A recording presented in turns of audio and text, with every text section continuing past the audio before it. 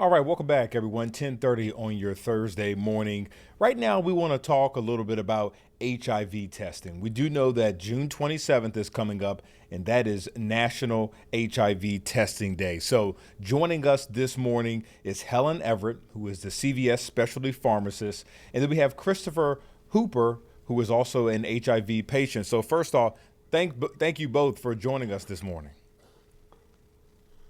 Thank you. Thank you. It's nice to be Good here. morning.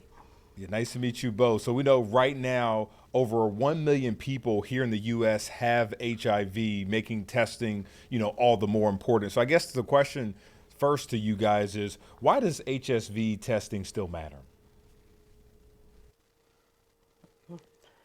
I'll answer that because HIV testing, you want to know your diagnosis. So we now know that if you're positive, it's recommended that you start medication early. So you start treatment right away because that'll help you, it'll help prevent disease and then you can live a healthy, normal life like the rest of us.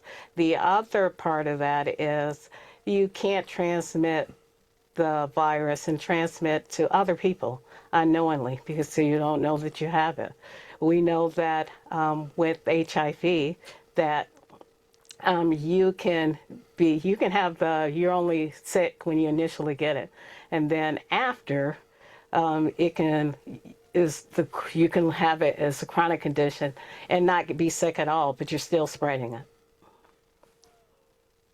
Yeah, very, very well said. And I know I was doing some research this morning and it said that like studies show that about 13%, 1 in 8 people actually have HIV but do not know it. Christopher, I want to ask you this question. Kind of talk about, your journey with HIV. Was it something that, maybe you didn't know you had and you just went and get tested or how was it for you? Well, I had my diagnosis in 1992, so that was really kind of in the heat of it, in the media and the world at that moment. We were still learning a lot about it, didn't know everything about it. This was back in, when Magic Johnson became HIV positive, and that was in the media. So it was during that time that I got my diagnosis. With that diagnosis, they told me you may have 2 years to live, and so that was quite a journey at that time because the stigma was so great in regular society. I kept it a secret, and I kept it a secret for almost 30 years until the CDC said U equals U, which is undetectable, means untransmittable, meaning if you take your medication on a regular basis and you do your blood work and you have your support team and everything's in place, you cannot transmit the virus. So that kind of built up a foundation for me to feel a little more positive about my diagnosis. Wow. Yeah. Thanks for sharing that. And I'm glad that, that original diagnosis of 2 years was wrong.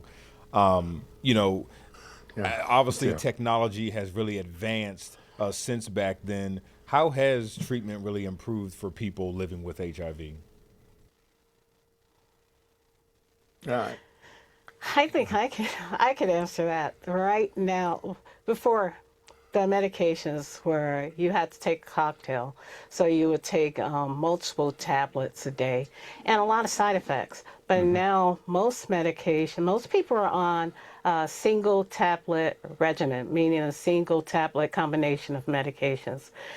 Very few side effects of it.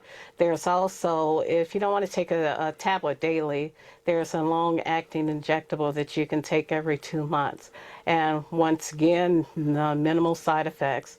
I do when I have a new patient that's starting, I let them know that those are two options and to take it daily.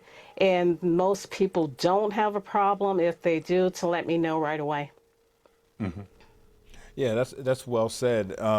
And another thing I was going to ask is, when it comes to testing, who should get tested and really how often?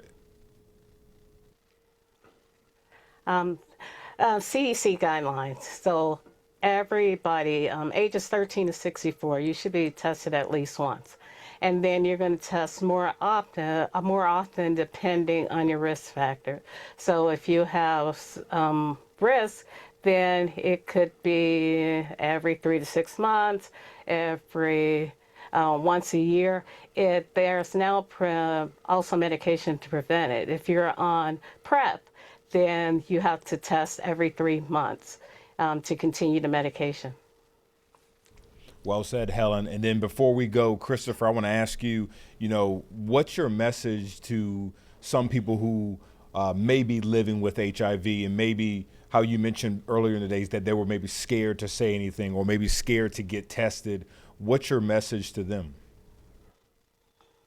Well, I think if you know you're HIV positive, or even if you don't, you're newly diagnosed, it's really important to be informed about your condition. So, start doing some research and learning about HIV and how it works with your own body, and then really lean on your health team, because they have a lot of people out there now, like my pharmacist, who I've known for 10 years, who I lean on, who is an expert in HIV, and your primary care physician, and start building a team that way with yourself and them to stay informed and stay healthy. And then, there's the emotional support side of it too. I think it's important. There's a lot of organizations out there to get a hold of so that you could talk about your HIV status. And if you have friends and family, start thinking about talking to them about it. You can inform them about how HIV works, and that you can't even transmit the disease anymore if you stay healthy, stay on your medication. So I think that those are the things you would start with to be happy and live a full life. Yeah, no, I think that's great advice, and I'm sure those out there can definitely relate to it. So we thank you both, Christopher Hooper and Helen Everett, for spending a little bit of your Thursday morning with us for an important topic. Remember, everyone, again, June 27th is the National HIV Testing Day. We do have more information if you need to learn more at our website at 13newsnow.com.